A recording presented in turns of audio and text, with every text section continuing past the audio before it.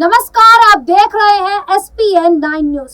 उत्तर प्रदेश और देश की राजनीतिक परिदृश्य में मायावती की बहुजन समाज पार्टी का पतन इस लोकसभा चुनाव में भी जारी रहा, क्योंकि पार्टी एक भी सीट नहीं जीत सकी। बसपा ने देश भर में 424 लोकसभा सीटों पर उम्मीदवार उतारे थे, जिनमें उत्तर प्रदेश की 79 सीटें भी शामिल थी।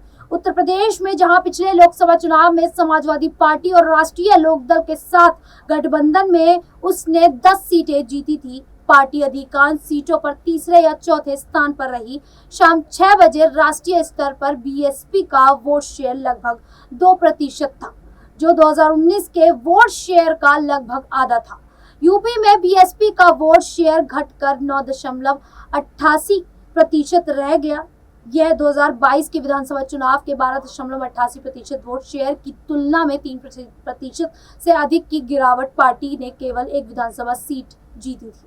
पिछले 3 दशक में यह दूसरा मौका है जब बीएसपी को लोकसभा चुनाव में एक भी सीट नहीं मिली है। 2014 में भी पार्टी एक भी सीट नहीं जीत पाई थी। बीएसपी ने 2009 में 21 सीटें, 2004 में 19 सीटें, 1999 में 14 सीटें, 1998 में 5 सीटें और 1996 में 11 सीटें जीती थी। यह दूसरी बार भी है जब मुसलमान और दलितों का वोट बैंक समीकरण साधने की बीएसपी की कोशिश नाकाम रही। 2022 के यूपी विधानसभा चुनाव में बीएसपी ने सबसे ज्यादा मुस्लिम उम्मीदवार उतारे थे, लेकिन उनमें से एक भी जीत नहीं पाया। उस साल पार्टी सिर्फ एक विधानसभा सीट जीत पाई थी। इस लोकसभा चुनाव में बीएसपी ने एक बार फिर यूपी में सबसे ज्यादा 35 मुसलमान उम्मीदवार उतारे थे, ताकि दलितों और मुस्लिम वोटों को मिलाकर अपना समर्थन आधार बढ़ाया जा सके। राज्य में मुस्लिमों की आबादी की बात करें तो यहाँ करीब 20% है, जबकि दलितों की आबादी 21% है। हालांकि इसके कारण समाजवादी पार्टी और कांग्रेस के विपक्षी गठबंधन ने बसपा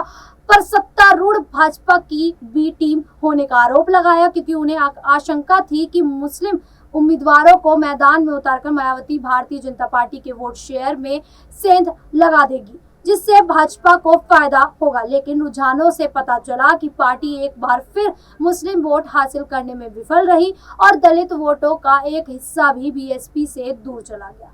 बीएसपी के लगभग सभी मुस्लिम उम्मीदवार अपने अपने निर्वाचन क्षेत्र में तीसरे स्थान पर रहे। पिछले 2 महीनों में बीएसपी प्रमुख मायावती ने देश भर में 40 से ज्यादा रैलियां की, जिसमें से करीब 30 रैलियां यूपी में की।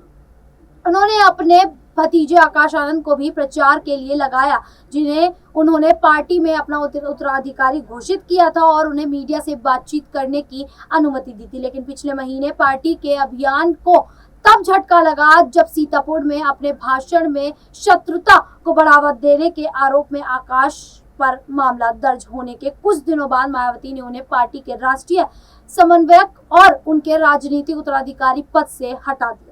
अपनी रैलियों में बीजेपी पर हमला करने वाले आकाश ने अपने प्रचार की योजना को छोटा कर दिया और फिलहाल राजनीतिक रूप से निष्क्रिय है।